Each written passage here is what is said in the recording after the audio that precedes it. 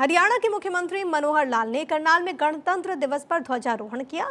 CM ने घोषणा करते हुए कहा कि मुख्यमंत्री शहरी आवास योजना के तहत 1 फरवरी 2024 से 11 शहरों में प्लॉट के आवंटन हेतु पोर्टल खोला जाएगा। इसमें 30 वर्ग गज का प्लॉट दिया जाएगा। आवेदनकर्ता मामूली राशि जमा करवाकर इसमें भागीदारी कर सकेंगे। रिपोर्ट आपको दिखाते हैं।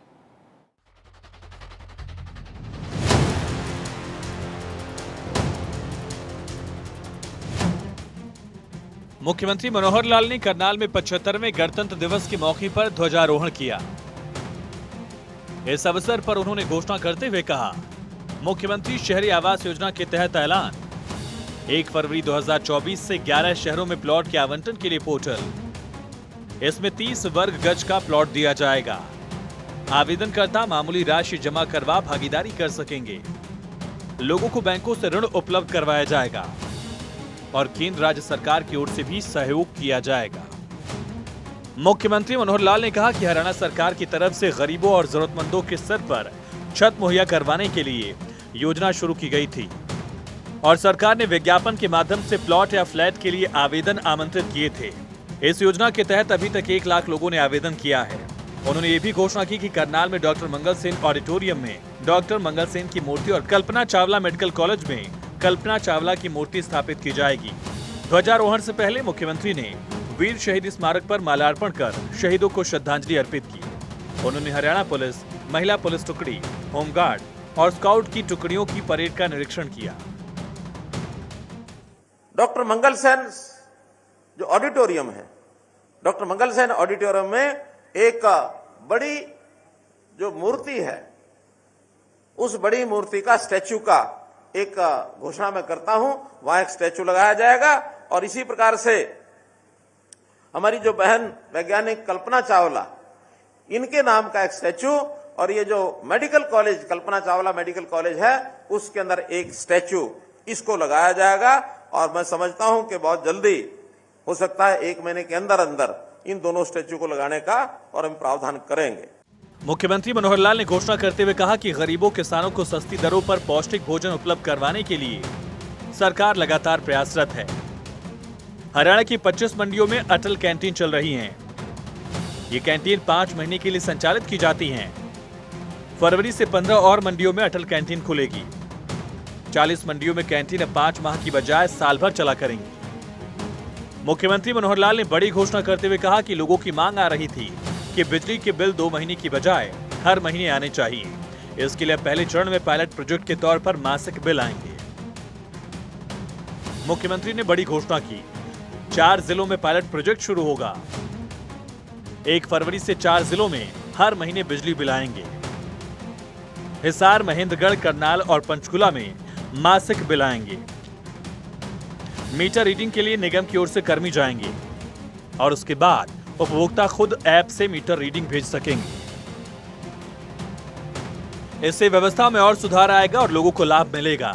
सीएम ने देश की आजादी में भाग लेने वाले स्वतंत्रता सेनानियों और 1962, 65, 71 के युद्ध और करगिल युद्ध में शहीद हुए वीर सैनिकों को अपनी श्रद्धांजलि अर्पित की और करगिल युद्ध में शहीद हुए वीर सैनिकों को नमन करते हुए श्रद्धांजलि अर्पित की। कहा कि आजादी के बाद प्रतिभाशाली वैज्ञानिकों, अन्नदाता, मेहनतकश कामगार और देश की जनता ने मिलकर इस देश को दुनिया की एक बहुत बड़ी शक्ति बनाया है। इस स्वतंत्रता सेनानियों को भी आज के इस दिन, जिन्होंने देश की आजादी के अंदर भाग लिया, और चाहे उसके बाद 1962 में, 1965 में, 1971 में कारगिल युद्ध में हमारे कितने ही वीर सैनिक शहीद हुए, मैं आज इस अवसर पर उन सब के चरणों में अपनी श्रद्धांजलि अर्पित करता हूं। मुख्यमंत्री ने कहा कि 1950 में संविधान लागू तो हुआ, लेकिन वर्षों तक इस गणतंत्र का आभास जनता को नहीं हो पाया। ये जनता का शासन है, जनता के द्वारा है और जनता के लिए है। ये सब बातें सिर्फ कही गई, लेकिन देश की आजादी के बाद लगभग 60 साल तक भी लोगों को गणतंत्र का लाभ नहीं हुआ, बल्कि एक ही परिवार ने देश की शासन व्यवस्था को चलाया। 1975 से 77 के बीच जब आपातकाल लगा, उस दौरान हुए अत्याचारों ने देश की जनता को जागरूक किया और पहली बार जनता ने जब शासन व्यवस्था बदली, तब इस गणतंत्र का लोगों को आभास हुआ। उन्होंने कहा कि देश लगातार प्रगति कर रहा है। कृषि के नाते से जनता का भरण पोषण करने का काम विशेष तौर पर हरियाणा और पंजाब और उत्तर भारत के किसानों ने करके दिखाया। देश के अंदर उन्नत प्रौद्योगिकी का विकास हो रहा है। चंद्रमा के दक्षिणी ध्रुव पर चंद्रयान 3 आदित्य L1 मिशन के माध्यम से सूर्य तक भारत ने भी अपनी पहुंच बनाई है। जो देश का गणतंत्र ये 1950 में लागू तो हुआ, लेकिन वर्षों तक इस गणतंत्र का आभास हमारे देश की जनता को हो नहीं पाया।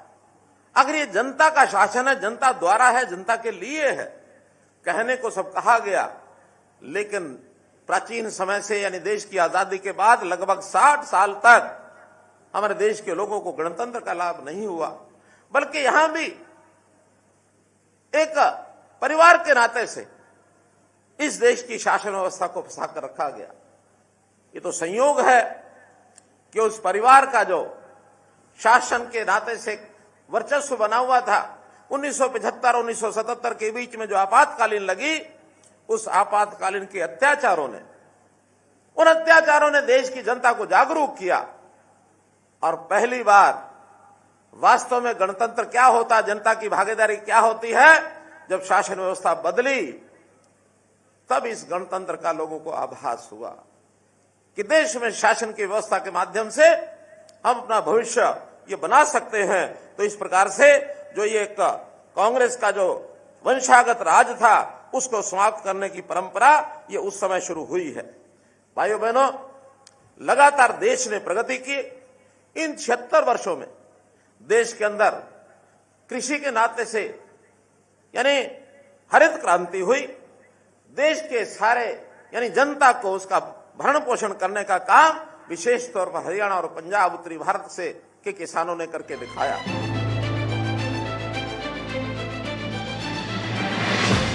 मुख्यमंत्री ने कहा कि देश की प्रगति में हरियाणा भी अपना योगदान दे रहा है। 9.5 वर्षों में हरियाणा सरकार ने कई योजनाएं बनाई, व्यवस्था परिवर्तन का काम किया। आज देश के बाकी राज्यों में हरियाणा सरकार की योजनाओं का अनुसरण किया जा रहा है। सीएम ने कहा कि ईज ऑफ डूइंग बिजनेस में हरियाणा टॉप अचीवर्स में है।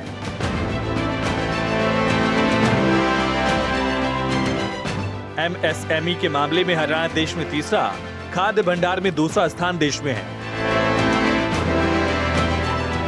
पढ़ी लिखी पंचायत वाला हरियाणा देश का एकमात्र राज्य है। खेलों में पदक विजेता खिलाड़ियों को 6 करोड़ रुपए की राशि दी जाती है। देश में सार्वजनिक सामाजिक सुरक्षा पेंशन 3,000 रुपए की राशि देने वाला हरियाणा है।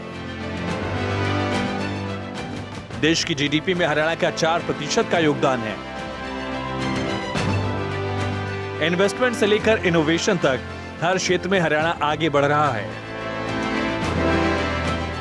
सीएम ने कहा कि राज्य सरकार ने हर 20 किलोमीटर पर एक कॉलेज स्थापित किया है। डिजिटल शिक्षा की ओर बढ़ते हुए सरकारी स्कूलों के विद्यार्थियों को 5 लाख मुफ्त टैबलेट दिए हैं।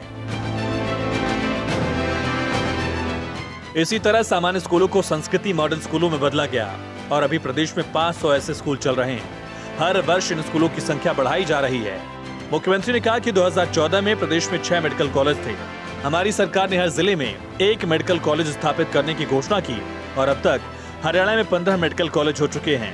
11 मेडिकल कॉलेज निर्माणाधीन स्तर पर हैं या जमीनें ली जा चुकी हैं। इस प्रकार सभी कॉलेज बनने से हरियाणा में मेडिकल कॉलेज की संख्या बढ़कर 26 हो जाएगी, जिसके बाद 2014 में 750 MBBS सीटों की संख्या के बाद ये संख्या अब 3500 हो जाएगी। इसके अलावा चिरायु आयुष्मान योजना के तहत 1 करोड़ से अधिक आयुष्मान कार्ड जारी किए गए हैं। निरोगी हरियाणा के तहत भी लोगों के स्वास्थ्य की जांच की जा रही है। संस्कृति मॉडल स्कूल, सामान्य स्कूलों को संस्कृति मॉडल स्कूल में बदला जाए। अभी 500 संस्कृति मॉडल स्कूल चल रहे हैं और ये गति हर वर्ष धीरे धीरे बढ़ेगी ताकि अच्छी शिक्षा का प्रबंध हम सरकारी स्कूलों में करा सकें।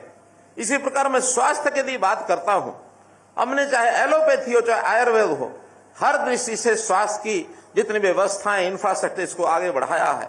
हमने घोषणा की थी कि हर जिले में एक मेडिकल कॉलेज होना चाहिए। आज आपको बताते हुए मुझे खुशी हो रही है कि जो 2014 में मात्र 6-7 मेडिकल कॉलेज थे, आज वो उनकी संख्या 15 मेडिकल कॉलेज तो जो चल रहे हैं और 11 मेडिकल कॉलेज ऐसे हैं जो अभी निर्माणाधीन हैं और जो अभी व्यवस्था के अंतर्गत जो विचाराधीन यानी जिनकी जमीनें ले ली गई हैं और उसका शिलान्यास करके उन सबको भी आने वाले समय में 26 मेडिकल कॉलेज के माध्यम से, और ये एमबीबीएस के स्टूडेंट की संख्या जो 2004 में मात्र 700-750 थी, अब वो 3500 संख्या हर वर्ष डॉक्टर दाखिल होंगे और डॉक्टर जो हैं परीक्षा के लिए आएंगे, प्रवेश करेंगे, परीक्षा देंगे और अच्छे डॉक्टर बन करके अपने प्रदेश और देश की सेवा करेंगे। आवश्यकता पड़ने पर बहुत से डॉक्टर विदेश जाने की भी इच्छा रखते हैं, विदेश भी जा सकते हैं। मुख्यमंत्री ने कहा कि महिला सुरक्षा के नाते से हरियाणा पुलिस में महिलाओं की संख्या बढ़ाई जा रही है।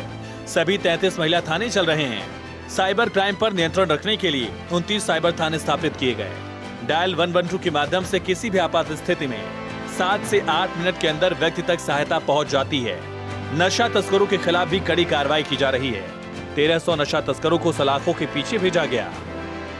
मुख्यमंत्री ने कहा कि राज्य सरकार युवाओं को रोजगार उपलब्ध करवाने की दिशा में काम कर रही है। सीएम ने कहा कि गणतंत्र का अर्थ है जनता की भागीदारी सुनिश्चित करना और जनता को उनके घर द्वार पर सेवाएं प्रदान करना। हमने पंचायत को सहायता प्रदान कर और अधिकार दिए हैं। ई टेंडरिंग व्यवस्था शुरू की, किसानों को मुआवजा और फसल खरीद का पैसा सीधे उनके खातों में पहुंचाया। कुल मिलाकर सरकार ने दफ्तर, दस्तावेज और दरखास्त के चक्कर से जनता को मुक्ति दिलाई। सीएम ने कहा कि 3 वर्षों से गणतंत्र दिवस के अवसर पर हरियाणा की झांकी का चयन हो रहा है। आज परिवार पहचान पत्र पर आधारित झांकी को देश दुनिया के सामने प्रदर्शित किया गया।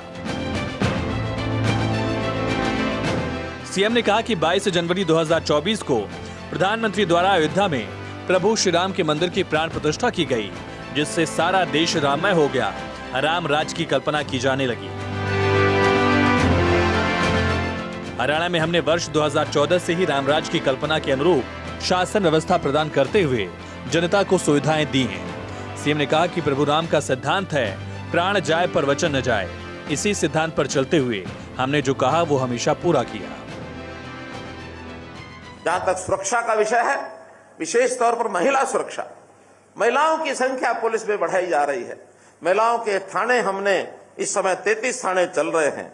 साइबर क्राइम इसको रोका जाए, 29 थाने इस समय साइबर क्राइम के हमने नए खोले हैं, क्योंकि ये भी एक समस्या बहुत बढ़ती जा रही है। इसको कंट्रोल करना हमारा काम है, हम करेंगे।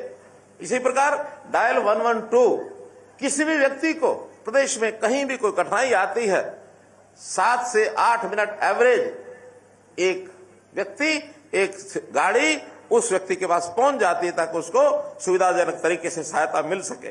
नशा तस्कर, इनके खिलाफ हमने कार्रवाई की है। 1300 नशा तस्कर ये सलाखों के पीछे हमने डाले हैं। रोजगार के नाते हमारे युवाओं को कैसे रोजगार मिले, उनकी शिक्षा और स्किलिंग ये किस प्रकार से आगे हो। सरकारी नौकरियां भरपूर मात्रा में हमने दी हैं, आगे भी दे रहे हैं। जैसा मैंने पहले भी बताया है कई बार कि 9 वर्षों में 1,10,000 नौकरियां हम दे चुके हैं। 60,000 पक्की नौकरी वो इन्हीं कुछ दिनों में ग्रुप सी और डी की होने वाली हैं। और एक मिशन 60,000 के नाते से हमने प्राइवेट नौकरियां HKRN के माध्यम से विदेश जाने वाले भी नौकरी लेने वाले, उसका भी हमने प्रावधान किया है।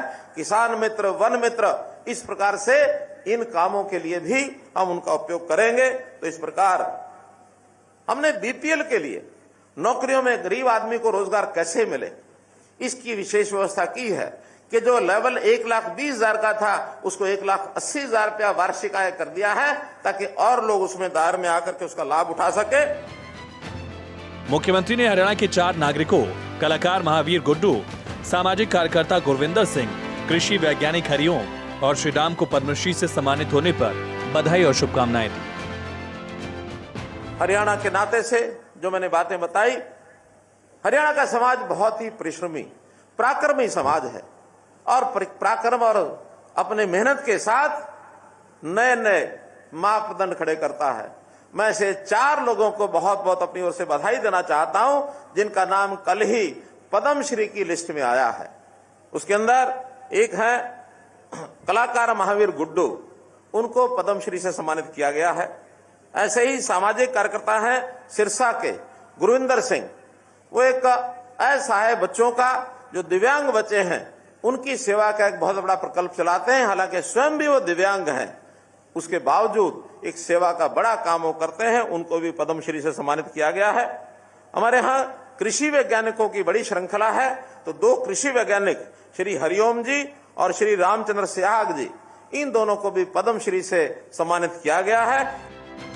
मुख्यमंत्री ने नागरिकों से अपील करते हुए कहा कि हरियाणा की प्रगति में सभी नागरिक भागीदार बने, सद्भाव, विकास, समरसता, सहिष्णुता और अपने जीवन को खुशहाल, सुगम, सुरक्षित बनाएं।